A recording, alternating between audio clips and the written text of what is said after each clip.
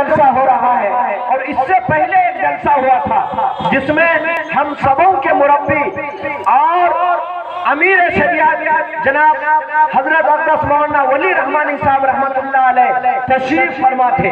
ان کا بیان ہوا, ان کی دعا ہوئی, پھر یہ جلسہ اختتام ہوا تھا آج سے پہلے جو جلسہ ہوا تھا. الحمدللہ آج آپ کے یہاں دوسرا جلسہ ہے, یعنی اس کے بعد یہ دوسرا جلسہ آپ کے یہاں منعقد ہوا ہے. ہم دعا کرتے ہیں علماء کرام دور دراز سے تشریف لائے ہیں, اللہ تعالیٰ آپ کے اس جلسے کو بے حد کامیاب فرمائے. دوستوں اور بزرگوں, آپ کو معلوم ہونا چاہیے کہ آپ کے اس جلسے میں الحمدللہ بہت دور دراز سے بہت اچھے مقرر, الحمدللہ نامور مقرر تشریف فرما ہے. آپ حضرات کو معلوم ہے کہ آپ لوگوں نے ایشیا کے عظیم درسگاہ دارالعلوم دیوبند سے حضرت اقدس مولانا عرفان صاحب دامت برکاتہم کو بلائے ہیں, وہ ہمارے مابین موجود ہیں الحمدللہ. اور ابھی انشاءاللہ حضرت اقدس مولانا ممتاز عالم صاحب دامت برکاتہم کے بیان کے بعد پھر دکن دینار پور سے آپ حضرات کے خواہش کے موافق ایک بنگلہ مقرر ہم لوگ منگائے ہیں. یا چند لوگوں نے تقاضا فرمایا کہ بنگلہ مقرر بھی ہونا چاہیے, اس لیے ہم لوگوں نے بڑی محنت کے ساتھ بنگلہ مقرر آپ حضرات کے لیے منگایا ہے. الحمدللہ وہ یہاں آپ ہی کے مدرسے میں موجود ہیں, آرام فرما رہے ہیں. ابھی وقت کا تقاضا ہے کہ ہم آپ کے پاس زیادہ وقت نہ لیں, اس لیے بلا کسی تمہید کے دوستو آپ کو معلوم ہے کہ اس پورے سیمانچل میں الحمدللہ آج ہم لوگ ابھی کئی دن پہلے شاید 6 تاریخ میں یہ پھولواری سے لے کر ادھر جتنے علاقے نہیں, صرف پھولواری نہیں, کئی ایک صوبوں سے, کئی ایک اسٹیٹ سے الحمدللہ ختم بخاری شریف کے دعا میں آپ حضرات بھی ہم لوگ بھی سبھی گریبانی تشریف لے گئے تھے. الحمدللہ وہ پروگرام بہت کامیاب ہوا. یہ ہم لوگوں کو دعا ملی, بخاری شریف کا آخری درس ہوا, اس کے بعد اکابر بزرگان دین کی دعائیں ملی. یہ بہت بڑی بات ہے ہم لوگوں کے لیے. یہ ادارہ ہم لوگوں کے لیے برکتوں رحمتوں کا ذریعہ ہے, لہذا اس ادارے کے لیے ہمیں دعا کرنی ہے. اللہ تعالیٰ ان کو دن دونی رات چوگنی ترقیات نصیب فرمائے, اور ان کے جو کام کرنے والے ہیں, ذمہ داران ہیں, اللہ تعالیٰ ان کو ہمت, قوت اور اخلاص نصیب فرمائے. دوستو, اسی ادارے کے مربی اور اس ادارہ کے محتمم جناب حضرت اقدس مولانا ممتاز عالم صاحب دامت برکاتہم, اللہ نے آپ کو بہت ساری خوبیوں سے نوازا ہے, سامنے تو بولنا نہیں چاہیے. الحمدللہ ثم الحمدللہ ہمارے اس علاقے میں بڑے بڑے اکابر بزرگان دین آئے ہیں, صاحب نسبت بزرگ آئے ہیں, لیکن اللہ تبارک و تعالیٰ کا فضل ہے, ان کا کرم ہے کہ اللہ نے آپ جیسی ہستی کو بھی دو بڑے بڑے بزرگان دین سے بیعت و خلافت کی اجازت ملی ہوئی ہے. آپ حضرات جانتے ہیں کہ یو پی کے اندر سب سے بڑا ایک ادارہ ہے اور بہت مشہور ہے اس کا, وہاں کے صدر مفتی, وہاں کے شیخ الحدیث حضرت اقدس مولانا مفتی شبیر احمد صاحب دامت برکاتہم العالیہ, آپ غائبانہ میں تہجد کے وقت میں رمضان کے دنوں میں آخری عشرے میں حضرت کو دیکھے بغیر بغیر ملاقات کے ہاں البتہ یہ سنے تھے کہ سیمانچل کے اندر ایک ایسی شخصیت, ایک ایسی ذات ہے جنہوں نے علم حدیث کے ذریعے سے پورے سیمانچل کے عوام کو بہراور کر رہا ہے اور سیراب کر رہا ہے, وہاں کے عوام کو فیض پہنچا رہا ہے. اس فیض القرآن کے جو ہم لوگوں کے مربی ہیں, اسی ادارہ فیض القرآن ٹھیکری باری کے مربی اس پورے علاقہ سیمانچل میں فیض پہنچا رہے ہیں. حضرت نے بن دیکھے ان کو اجازت اور خلافت عطا فرمائی, جو میں خود رمضان شریف کے بعد جب حضرت کے پاس سے میں واپس آتا ہوں, میں لا کر کے دیا, اور وہ لینے کے بعد بالکل اشکبار ہو گئے, آنکھوں سے آنسو جاری ہو گیا کہ حضرت مجھے دیکھے نہیں ہے. اتنے بڑے شیخ الحدیث, اتنے بڑے مفتی, اتنے بڑے اللہ والے حضرت مولانا قاری سید صدیق احمد صاحب باندوی رحمت اللہ علیہ کے خلیفہ ہیں حضرت مفتی صاحب. اور اسی طرح حضرت مفتی محمود حسن صاحب سہارنپوری رحمت اللہ علیہ کے خلیفہ ہیں حضرت مفتی شبیر احمد صاحب دامت برکاتہم، دو طریقوں سے ان کو خلافت ملی ہے۔ انہوں نے حضرت مولانا ممتاز عالم صاحب کو خلافت اور اجازت نصیب فرمائی، اور اس کے علاوہ آپ کو معلوم ہے کہ سہارنپور ڈسٹرکٹ میں ایک اور معتبر ادارہ ہے جس کو کہتے ہیں اشرف العلوم رشیدی گنگو، جہاں حضرت ابھی آپ لوگ دیکھ رہے ہیں اس ادارے کے جو ذمہ دار ہیں، نگرانی ہے ابھی اس جلسے کے، جناب حضرت اقدس مولانا عبد المالک صاحب رشیدی دامت برکاتہم محتمم جامعہ ام حبیبہ للبنات مالک والا، وہ اسی ادارے سے فارغ ہے۔ بہت شاندار، بہت بڑا ادارہ ہے۔ وہاں کے شیخ الحدیث، وہاں کے صدر مفتی جناب حضرت اقدس مولانا مفتی سلمان صاحب گنگوئی رحمت دامت برکاتہم، جن کو اجازت اور خلافت ملی ہے حضرت مفتی محمود حسن صاحب گنگوئی رحمت اللہ علیہ سے، انہوں نے بھی حضرت مولانا ممتاز عالم صاحب کو خلافت عطا فرمائی ہے۔ یہ ہم لوگوں کے لیے بہت برکت اور رحمت کا ذریعہ ہے۔ اللہ ان کو صحت اور عافیت کے ساتھ ان کے سائے اور سبوں کے اوپر قادر قائم اور دائم فرمائے۔ میں حضرت سے مؤدبانہ الفاظ میں، مؤدبانہ طریقے سے استدعا کرتا ہوں، درخواست کرتا ہوں کہ آپ آئیں۔ آپ کے شایع نشان ہم آپ کو وقت نہیں دے پائیں گے، لیکن آج آپ کا وجود ہم سبوں کے لیے برکت کا، رحمت کا ذریعہ ہے۔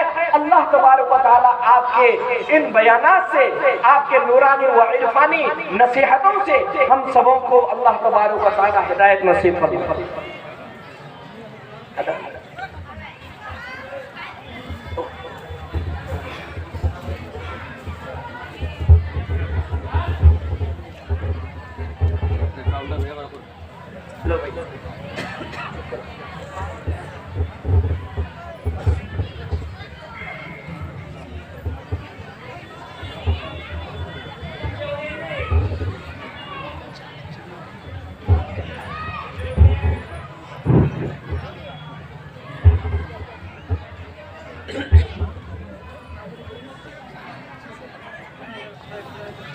السلام علیکم ورحمۃ اللہ وبرکاتہ۔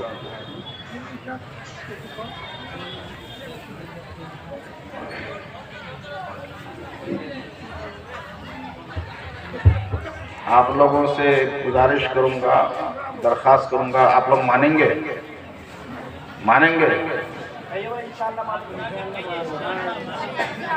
تو آپ لوگ سب ذرا پہلے کھڑے ہو جائیے، کھڑے ہو کر سب آگے آ جائیے، بچے سب ایک سائڈ میں آ جائیے۔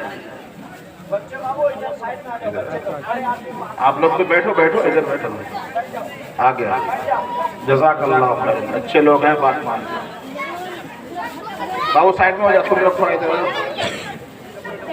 آگے آ جائے، ایک دم جگہ کو بھر لیجیے، بیچ میں جگہ خالی مت لیجیے۔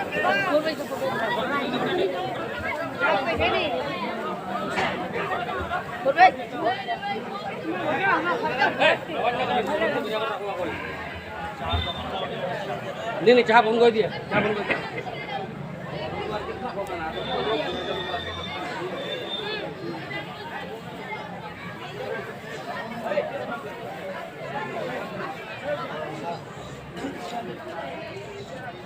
موبائل بند کر دو، اے بچہ اس کو بند کرو۔ الحمد للہ رب العالمین والصلاة والسلام على سید الانبیاء والمرسلین وعلى آلہ واصحابہ اجمعین ومن تبعهم بإحسان إلى يوم الدين، أما بعد، وعن أبي هريرة رضي الله تعالى عنه قال قال رسول الله صلى الله تعالى عليه وآله وسلم: المؤمن القوي خير وأحب إلى الله من المؤمن الضعيف، وفي كل خير. وقال عليه الصلاة والسلام في دعاء: اللهم طهر قلبي من النفاق وعملي من الرياء ولساني من الكذب وعيني من الخيانة فإنك تعلم خائنة الأعين وما تخفي الصدور صدق الله العظيم وصدق رسوله النبي الكريم.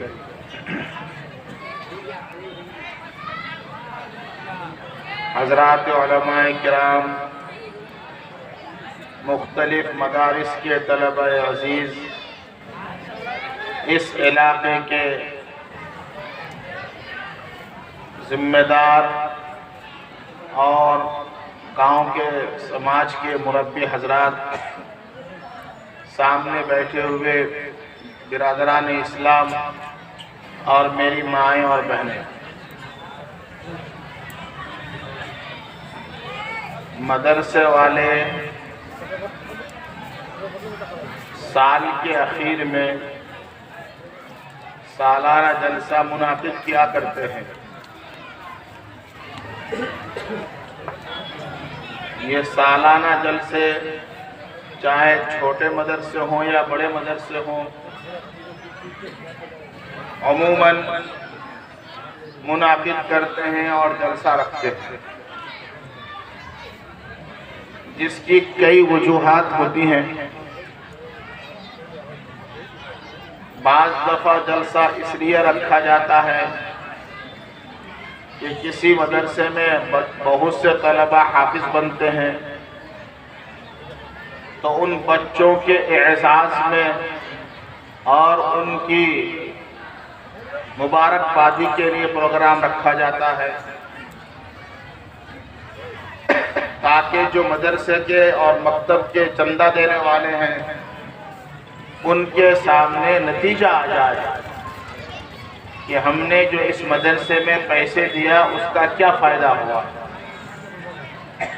اس وجہ سے مدرسوں میں جلسہ رکھا جاتا ہے،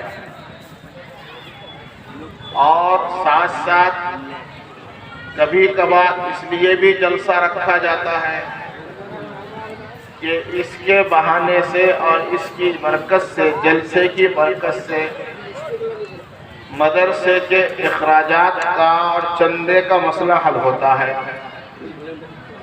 مدرسے کی ضروریات پوری ہوتی ہیں، اور یہ ایک ضروری چیز ہے،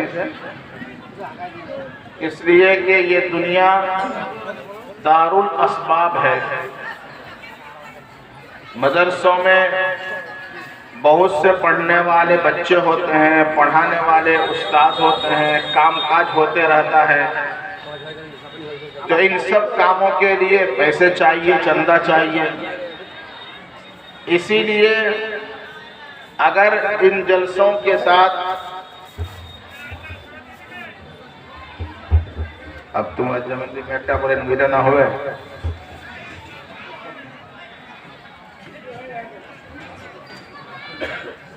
تو مدرسوں میں مدرسے کی ضروریات کو پوری کرنے کے لیے چندے کی ضرورت پڑتی ہے۔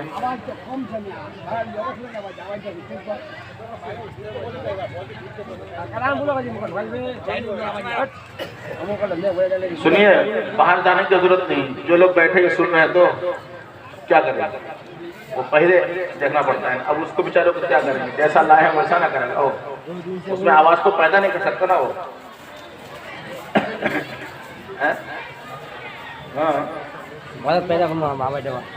سنیے،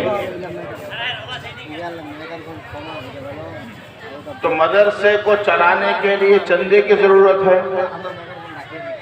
یہ جلسہ ہی ہے، اس جلسے کو چلانے کے لیے ایک بہت بڑا خرچہ ہے۔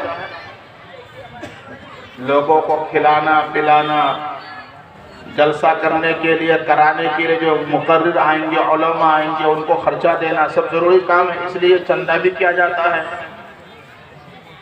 اور خود حضور پاک صلی اللہ تعالی علیہ وآلہ وسلم نے بھی چندہ کیا ہے۔ ایک موقع پر صحابہ کرام کی ایک جماعت تبوک کے لیے روانہ ہو رہی تھی۔ تبوک ایک جگہ کا نام ہے، 30,000 کا مجمع تھا، 30,000۔ اور 1 مہینے کا سفر تھا، 1 مہینے کا۔ تو مدینہ سے تبوک جانا ہے اور 30,000 صحابہ تیار ہیں اور نبی علیہ السلام کا زمانہ ہے۔ تو 30,000 صحابہ 1 مہینہ تک جانا ہے، 1 مہینے کے تک رہنا، کھانا پینا، ایک لمبا خرچہ تھا دوسرے ملک کے لیے۔ تو حضور پاک صلی اللہ علیہ وسلم نے مدینے میں اعلان کر دیا کہ بھائی یہ جماعت روانہ ہو رہی ہے، جس کے ذمے جس کے پاس جو کچھ ہے ان کی مدد کے لیے پیسے جمع کرو۔ سمجھ رہے ہیں نا بات کو؟ تو اللہ کے نبی نے بھی صحابہ کی ضروریات کو پوری کرنے کے لیے چندہ کیا، اور اسی موقع پر حضرت ابوبکر صدیق رضی اللہ تعالی عنہ نے اپنے گھر کا سب کچھ لا کر چندہ پیش کر دیا،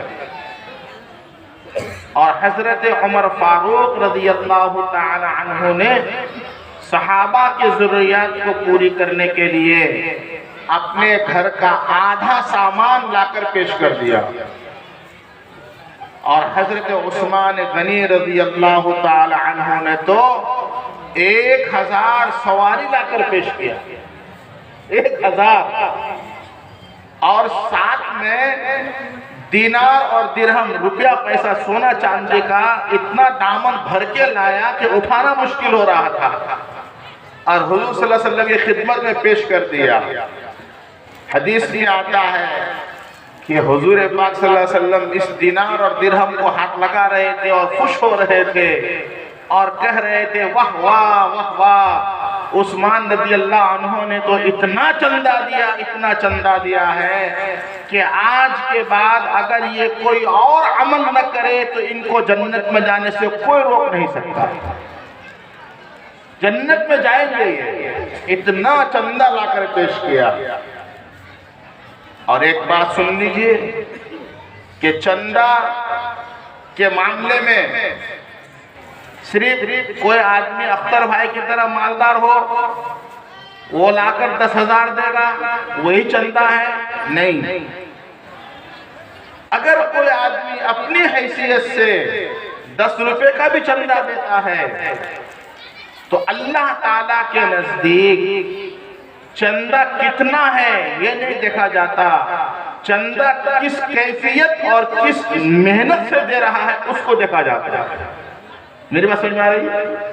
چنانچہ اسی تبوک کے موقع پر ابھی جس کا میں ذکر کر رہا تھا، جس میں حضرت ابوبکر نے گھر کا سارا سامان لے آیا، حضرت عمر نے آدھا اور حضرت عثمان نے 1000 سواری، اسی تبوک کے موقع پر بعض وہ صحابہ جو مزدوری کرتے تھے، اکثر محنت مزدوری کرتے تھے روزانہ کا، جیسے لوگ مزدوری کرتے ہیں نا، تو انہوں نے کیا کیا، ایک مٹھی کر کے جو لا کر پیش کیا، جو گیہوں، جیسے ہمارے یہاں مٹھی پھن کرتے ہیں نا، کہ آج اللہ کے نبی نے چندہ مانگا ہے تو ہمارے پاس تو بڑا بڑا چندہ نہیں ہے، تو انہوں نے اپنی محنت مزدوری کا ایک مٹھی کر کے جو لے آیا، جو، اور ان کے پاس اتنی ہی گنجائش تھی،